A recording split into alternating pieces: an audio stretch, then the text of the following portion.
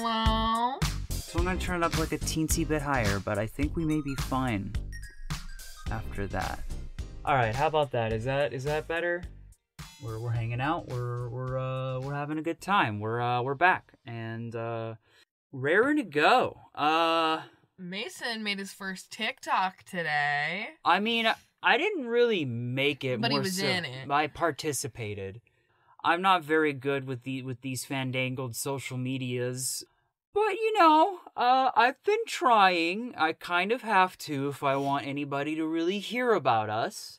Yeah, I set us up an Instagram, and then we went ahead and made a little TikTok for my account promoting our podcast, and then I went ahead and posted that on our Instagram page. We're trying to set it up so there's easier ways for you guys to interact with us. Tell us what you want, what you like, what you don't like. Yeah, we also send us internet hate or whatever it is that kids do nowadays. Yeah, we got that email set up too. I just recovered the password on that today, so definitely able to check that now. I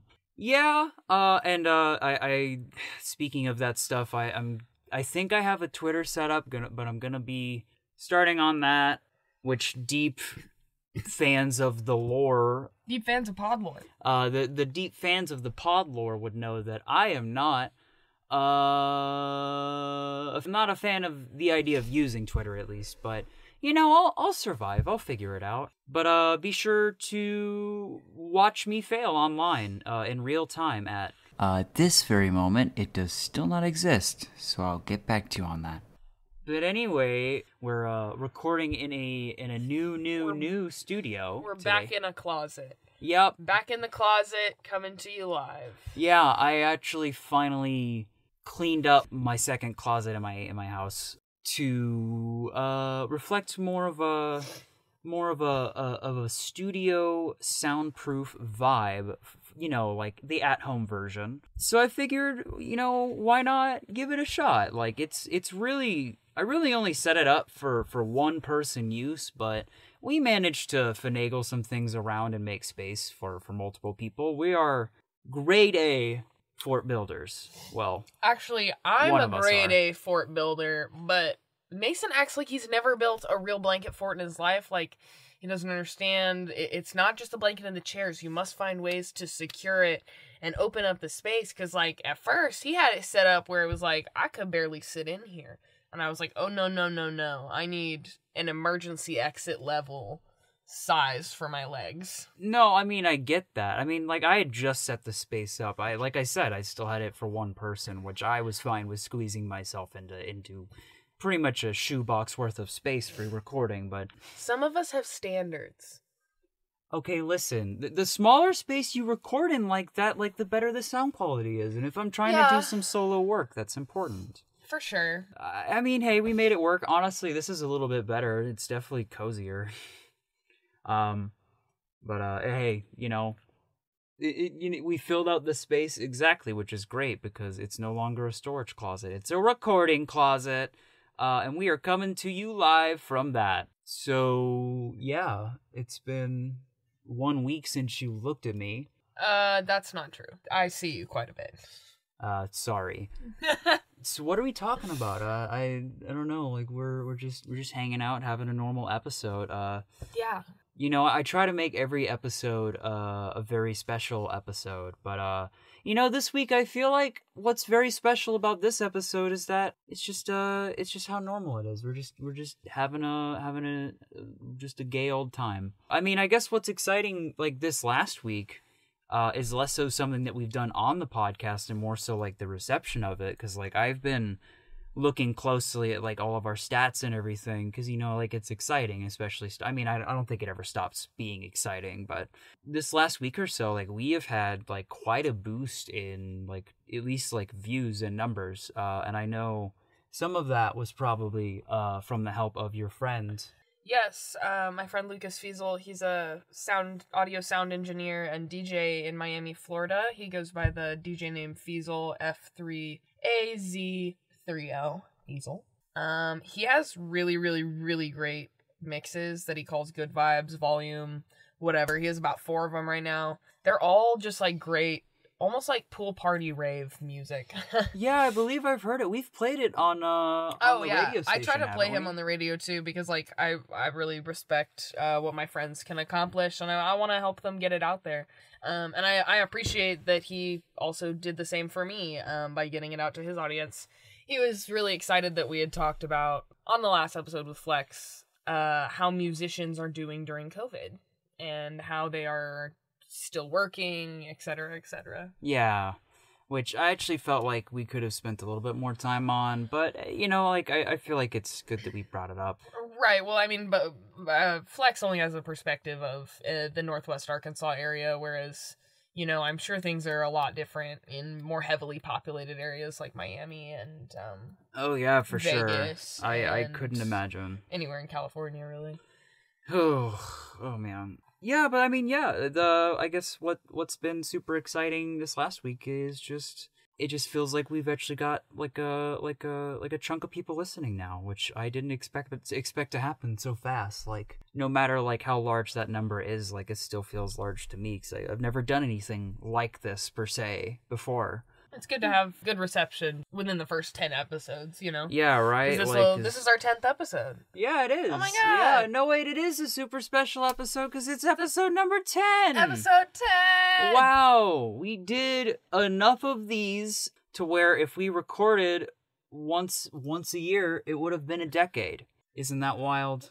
Ugh, that would be awful. We only record once a year. I'm sure our podcast would be a lot longer if we only recorded once a year, though. Oh my god, though, I do know one that does do that, and it's the Death Blart, where they talk about watching Paul Blart Mall Cop 2. It's the McElroys and like another Norwegian group. Sorry, no, they're not fucking. They're from New Zealand. Sorry, they're not from Norway. Yeah, no, they watch Paul Blart Mall Cop 2, sometimes together, most of the time apart. And they're always having a different experience every time, and it is sometimes like there's certain years where they love it, and then more recently they've just been fucking hating it. And then this last year for COVID, whenever that started out, actually they recorded a review for Mall Cop 1 to like give everybody some extra content to listen to. And it's been great. And you know what? I'm curious to see where that podcast goes, because their idea is they just once a year on Thanksgiving they talk about it. And they're going to keep doing it until somebody dies, and then they're going to hand that off to somebody else who is currently still living, and then just like it never ends. I think maybe I should podcast or stream when I watch Scott Pilgrim every year. You know, I'm just kind of hoping eventually I'll reach peak fame and I can have Scott Wallace and everybody there, you know? Well, Aubrey, I think the reason that you really need to get into and onto Twitch is that there's like watch party things now where like streamers will just watch content, like shows like The Survivor and shit like that. Oh with, man, like, I gotta audiences. start streaming 90 Day Fiancé then. It is a bit tricky what you have to do, because like there are some things that I don't think you're supposed to be able to show yet. So like some dudes will like say they're doing a game and record a game at the same time, but then like not post it, or like they won't save their VODs and stuff like that. I don't know.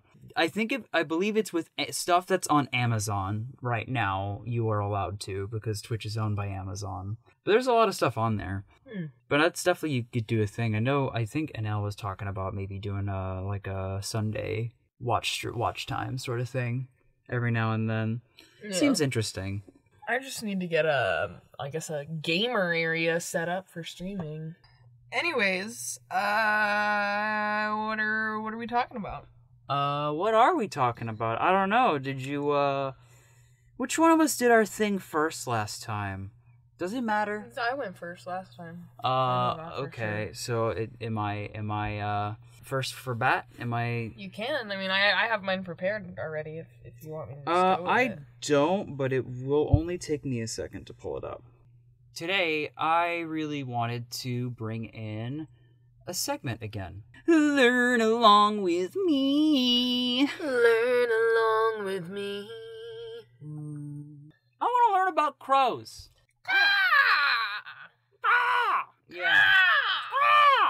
They sound like that. Oh, that reminds me of that movie, The Birds. You ever seen that movie? Which movie? The Birds? Yeah, what? The Alfred Hitchcock movie, The Birds. I don't know if I have. Alright, after this I'm going to have to show you clips, because when my mom showed it to me, I was a kid. So, like, she showed it to me knowing it wasn't that scary because it's literally, they're just getting attacked by, like, a ton of crows. Interesting. Like, there's just, like, swarms of the birds in the town. And there's this scene where the woman is in a telephone box and all the birds are, like, hitting the window. And she's like, ah! And then one of them's in the car and they're just, I mean, literally, it's like birds falling from the sky. But they're also attacking. And these people are, like, going apeshit, screaming bloody murder. And I'm like, bro, they're just birds. It sounds kind of like Birdemic. Have you seen that? Yeah, I think Birdemic kind of, that's where they got their idea. Okay, gotcha. That makes sense. But no, today, I just wanted to learn about birds, because you know what? I appreciate birds, and specifically... No, not birds, crows. Crows. Well, I was going to say, specifically, crows are the species or genus of bird that I want to talk about. Cause I already know the answer to this question, but why did you decide you wanted to talk about crows, Mason? Well, part of the reason, I mean, what spurred me in the direction, I mean, obviously, is our D&D campaign that we started like yesterday. I'm gonna be starting as a Kenku wizard, which is like a little crow person. Or wait, are they ravens? Shit. I think they're just bird people, and it doesn't matter. Like, you can be any kind of bird person that you want. I was watching the D&D for Dummies YouTube videos on all the different races. Holy shit, there are way more races than I thought. Oh yeah, there are like a ton. A lot They've more. They got to lot. Kenkus, and with Kenkus, they just said bird person. So okay. Well, I think their queen is called the Raven Queen, but I think there may be offshoots. Yeah. But your guy's a crow, so. Yeah. Guy, it's a they. Thank you, Aubrey. Oh, you're non-binary, genderless bird. Because also, do birds really even need genders? I mean, the male birds have more frilly feathers for attracting mates, which usually look nicer. But that's really about it. But it's okay, because guess what? Bird fact 1. Crows are extremely intelligent birds. They are known for their problem-solving skills and amazing communication skills. For example, when a bird encounters a mean human, it will teach other crows how to identify that human. In fact, research shows that crows don't forget a face. Whoa. Do you hear that? Never bully a crow. They will never forget. Those bitches can hold a grudge. Man, many types of crows are solitary, but they will often forage in groups. Ooh, yeah, a group of crows is called a murder, which is wild. Oh my gosh, a murder of crows. When one crow dies, the murder will surround the deceased. The funeral isn't just to mourn the dead, though. The crows gather together and find out what killed their member. There is a hyperlink. There is a hyperlink on that. Why crows hold funerals. Someone is dead. Bro, they're holding murder investigations, not funerals. They're like, our friend is dead, and we gonna find out who done it so we can hold a grudge. Someone is dead. There's a body, attended by a number of concerned and watchful figures, all in black. The lifeless corpse beings of a crow, and the dark garbled group. Conjugating nearby is a gathering of its fellow crows, sometimes referred to as a murder. The name is particularly apt in this case, as murder is what holds their attention. Their vigilance over a dead crow serves a purpose, one that's a matter of life and death, according to a new study in the Journal of Animal Behavior. By sticking close to a crow that was killed, other crows may improve their chances of learning about predators they need to avoid. This is just a life science blog. This person went hard. Wow. This person got a creative writing degree, apparently. Human rituals for dealing with the dead are numerous and varied, but animals in the wild are not wildly known to behave in an unusual way when confronting a dead animal of their very own species. In fact, the researchers said that the study, few animals have been reported to show more than a passing interest. African elephants will touch, groom, and otherwise attend to a dead elephant, and scientists have noticed similar behaviors in bottlenose dolphins, chimpanzees, and certain species of jays and magpies. Interesting. The research reported. It's weird to think that there are smart birds, considering how small their brains are, but I mean... Because there are some dumb birds, like the pigeon that I hit in the road. Oh yeah, that one. No, I mean, that pigeon seemed like it knew what it wanted, sadly. And for birds in particular, a growing body of evidence suggests that their interactions with dead members of their own species serve as a critical purpose to assess danger and trigger anti-predator behaviors. Damn. morbid curiosity. Maybe The Crows is a scary movie, but I just didn't understand how malicious crows were. Crows are wrathful, I'd say more so. Crows are widely recognized as highly intelligent. They can solve puzzles inspired by Aesop's fables and learn how to use tools. Oh, yeah, the fable with the bird and the pitcher. Yeah. And the rocks, yeah. Studies have shown that crows hold grudges. I'm clicking on that. Oh, look at this. Look at this case study. I love that drawing. It's a bird looking sidelong at a bunch of evidence. Basically a human lineup for like, so which one of these people harassed you, Mr. Crow? Ah! Ah! Have victim 2 step forward. He cawed twice. Victim 2. Suspect 2. Researchers in Seattle revealed last year that captured crows remember the face of their abductor.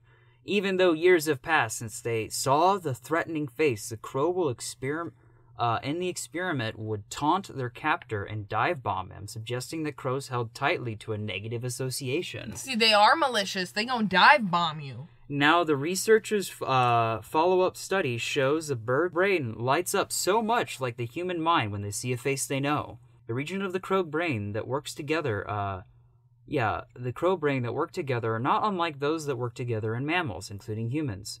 Lead researchers John Marzeloff in the University of Washington said that the statement from the school, these regions were suspected to work in birds, but not documented until now. Wow, this is wild. Here's a link. So I guess the lesson of the day, the learn along with me, is don't fuck with birds. Don't fuck with crows, because apparently they never forget a bitch, but also it goes both ways, because I've heard many, many stories of crows paying back kindness to humans, too. There is actually, like, 2 or 3 different stories I remember, like, from my childhood of, like, some girl or something in the town that had made friends with the crow that had landed somewhere because they like left a shiny object or some food. Usually it's like food or something, and then they will like return like a week or a few days later with like a shiny object or something else like to pay that back, and will like keep returning with stuff to like exchange. They're really interesting creatures. That's why I wanted to bring them in, because I don't know, like they're cool. Like it's really interesting to see like animals like that have like some weird like sense of community with more than just themselves.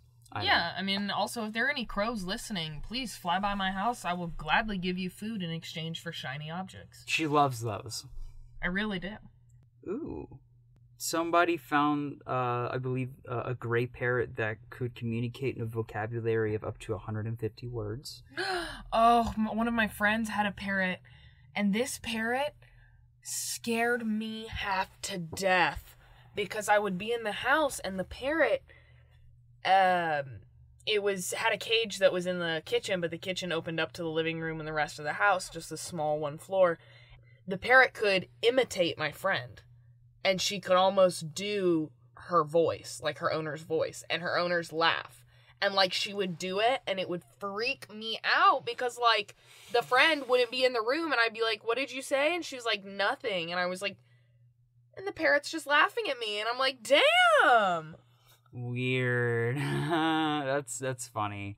Yeah, I remember there was a much dumber thing that I got scared of as a kid, where my great-grandpa would, like, stick his teeth out by wiggling his ears, like his dentures. Like, I didn't really understand what was going on, but everyone else seemed to really think it was funny. I don't know. Oh, my grandpa loves to pop his partials out. He thinks it's so funny. I mean, I get it. Like, you know, at that age, like, I would too. I mean, I took a picture in the dentist when I was getting one of my caps put on my front teeth, and it was very amusing. I feel like the best way to survive through this life of ours is to constantly make fun of yourself, but you know, in an accepting way, not in a rude way. Yeah. But that's all we do here. So, well, what's up? So birds are cool. Some of them are a lot smarter than we give them credit for, and I don't know if that's a good or bad thing. But that's really all that I have to report with Learn along with me. Ooh. Yeah. So yeah, what are we talking about? That's really all I had to say today. Birds are cool. Well, I have a little history of media, I guess, to share. I'm sure everyone is familiar with Spy versus Spy. Oh shit, have I ever. It's been running since the 60s. What? Yeah. It has had 6 different authors over the last 60 years. Yeah, 60 years that it's been going. Yeah, I guess that makes sense. The current status is still ongoing, so it still hasn't... It's still, like, publishing stuff. It's published by DC Entertainment and is the genre of political satire and humor. Spy versus Spy was created by Antonio Foias, and when I started reading this, when my roommate suggested it to me, I did not know the history of Spy versus Spy. Foias was a prolific cartoonist in Cuba known for political satire. He fled to the United States on May 1st, 1960, 3 days before Fidel Castro's government nationalized the last of the Cuban free press. Foias sought work, or maybe it's Prohias. Prohias sought work in his profession and traveled to the offices of Mad Magazine in New York City on July 12, 1960. Yes, okay. This is actually... I was wondering this. The last 2 times that I've, like, heard of Spy versus Spy was, like, in context of Mad Magazine. Like, I wasn't sure if that's where it started or if that's ever where yes, that is where it started, and I believe where it still lives. Huh, okay. I actually did not know that Mad Magazine was still doing stuff. Huh. Yeah, they still have copies of that. Wild. So after he showed Mad Magazine a prototype for Spy vs. Spy, they hired him.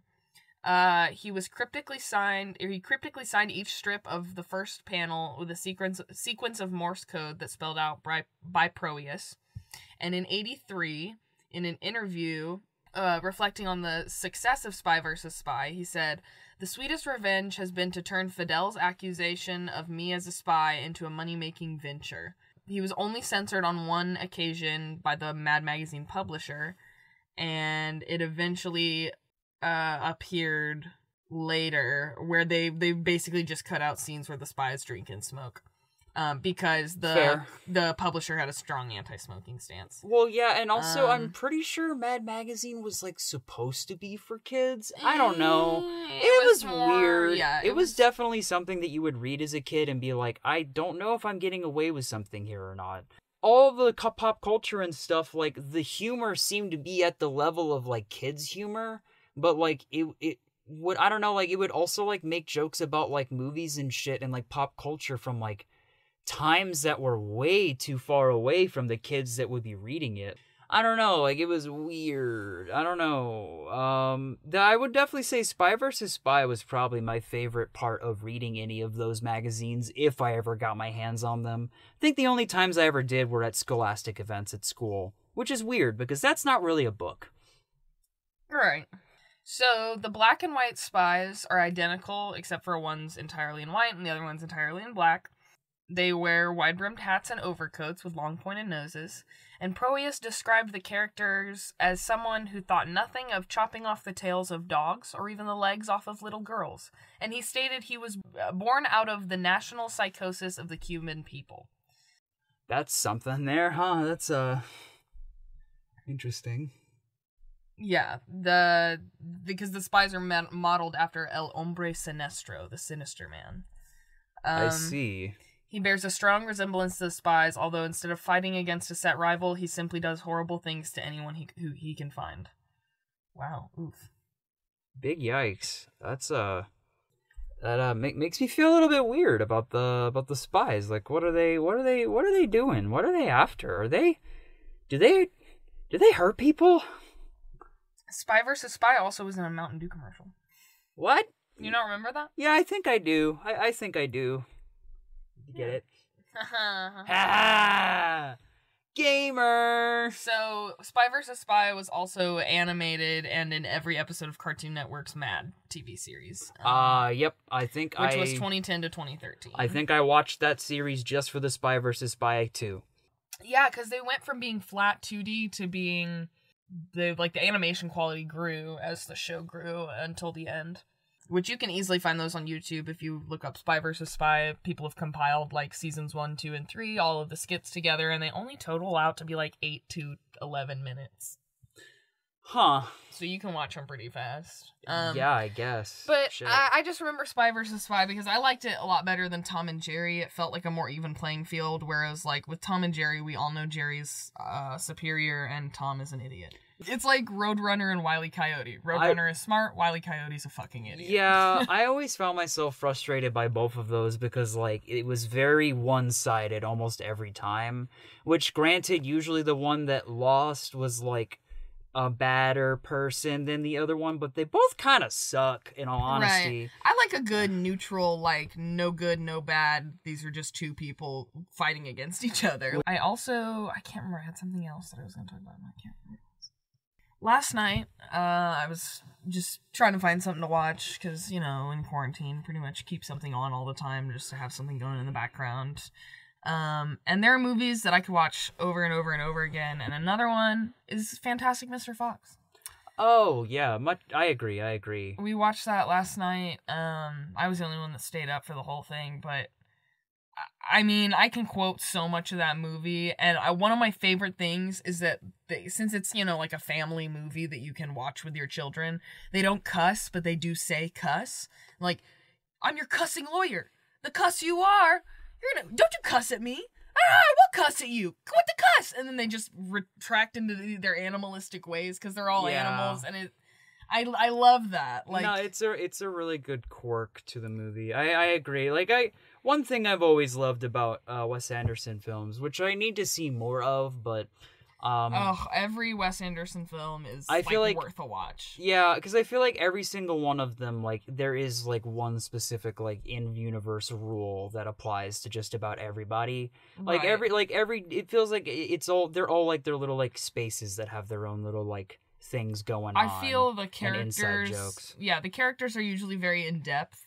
There's a lot of work done on the actor's part, and I like that. I love the way Wes Anderson does his camera work. I definitely would say my favorite Wes Anderson film, though, is Royal Tenenbaums. I haven't seen that one yet, but mine's Grand Budapest. Oh, the Royal Tenenbaums has, everybody that Wes Anderson always works with, and they're all playing these hyper weird characters. And, that's the one that Gwyneth Paltrow's famous for playing Margot Tenenbaum with the wooden ring finger. And she smokes all the time and wears raccoon eyeliner. It's delightful. I actually don't know if I've heard that much. I've heard people talk about it, but I don't know much about the movie itself. Owen Wilson plays a cowboy history writer. Also, I love seeing and Luke Wilson plays a famous tennis player who is now washed up. Can I just say I love seeing Owen Wilson play serious roles. I really, really do. I really, really do. A lot of people will say Owen Wilson's not a good actor, but I have never seen a movie that I didn't enjoy him in. I enjoy him in pretty much everything he's in. It's similar to Seth Rogen. They might not have a lot of versatility, but you don't have to. If you can sell what you got, and Owen Wilson, with his wow. Yeah, I'll never get over it. I agree. I really agree. I don't know. I also really enjoy when especially whenever a director obviously has their very specific niche that they like to do and to go into with each of their movies.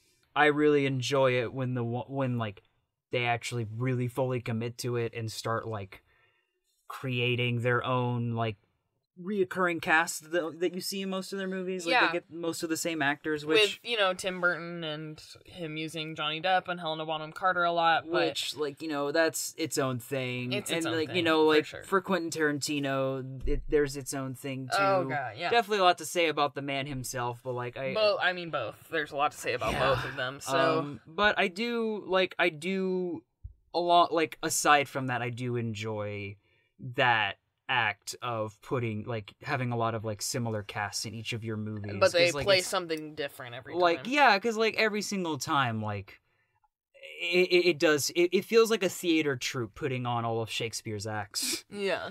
Okay, I gotta pee real quick. Okay, pee break. Time for the ads. Yeah. Fortnite. Marquez Brownlee. Yeah. Fortnite. Oh, that's hot. Oh, that's hot. Yeah. Hot. Marquez Brownlee. Marquez Brownlee. Oh, that's hot. Yeah. If you had to get rid of a holiday, one holiday, which one would you get rid of? And why?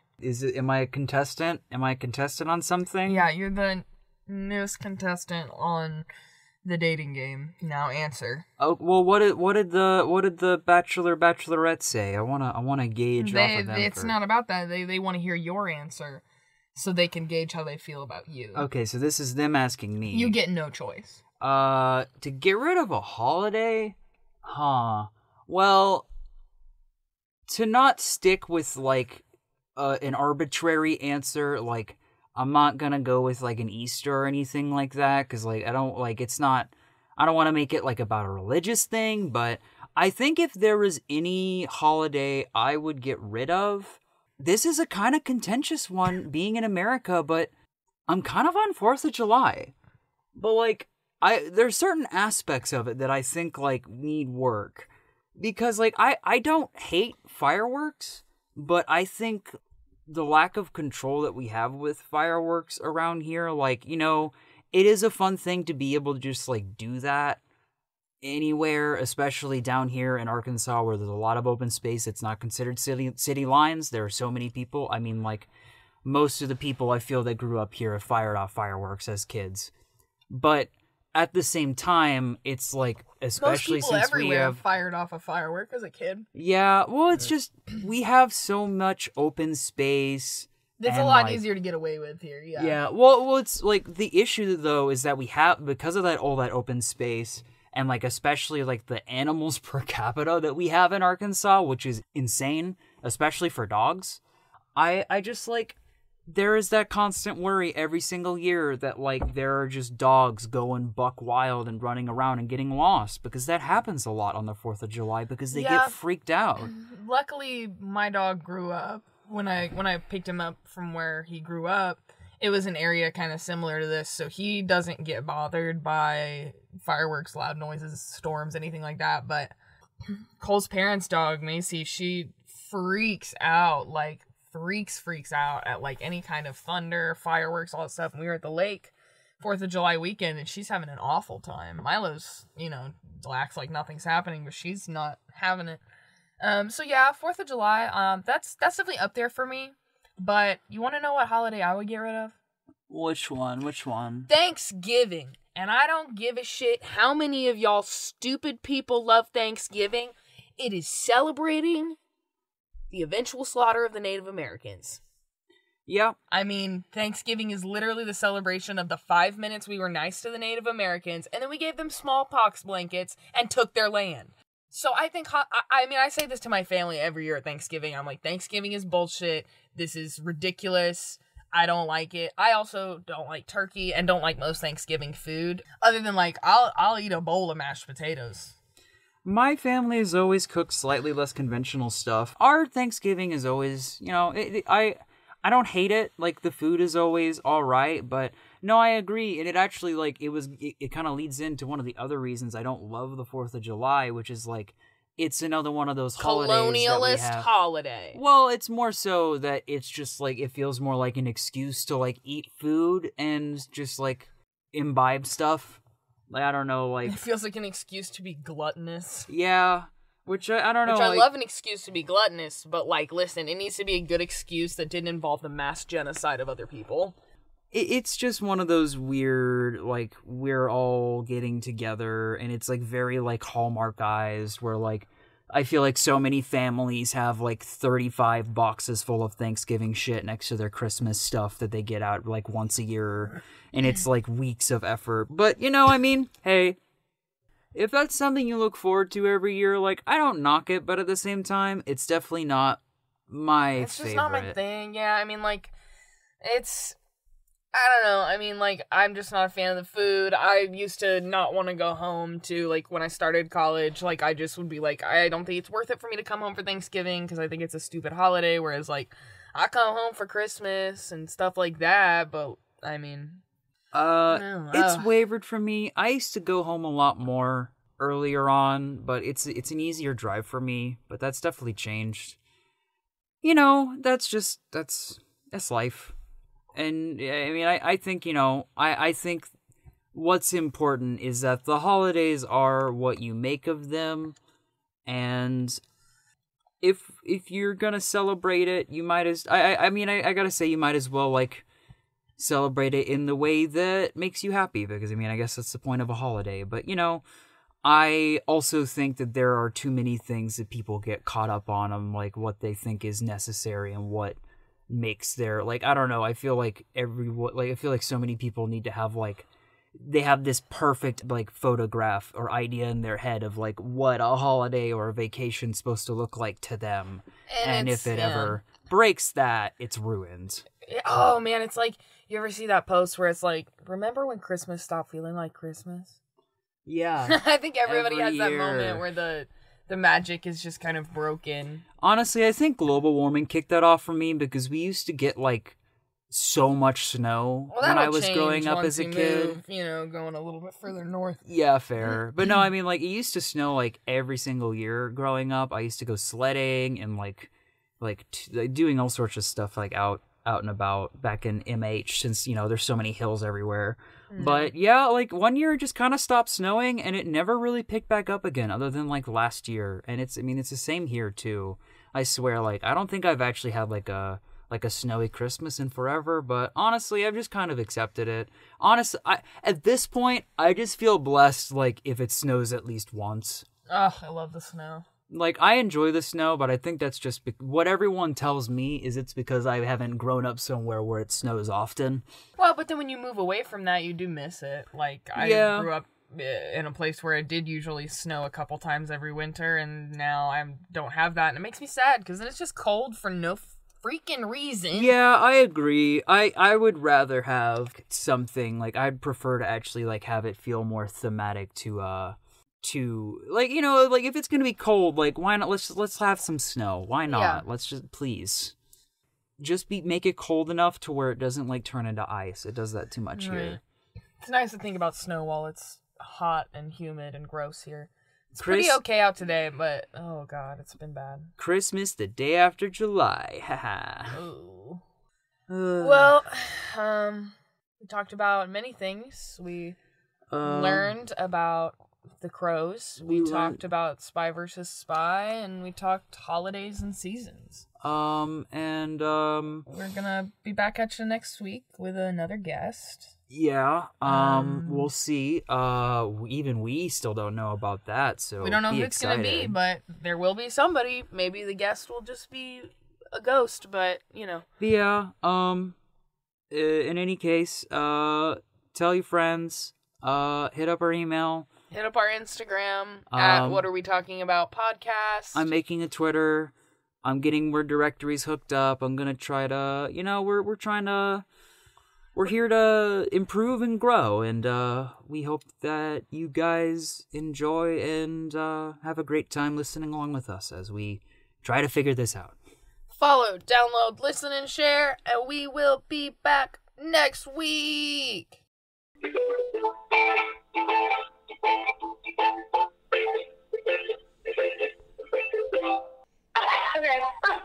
Okay, I'll go. Really trying to suck my own nuts. But what are you,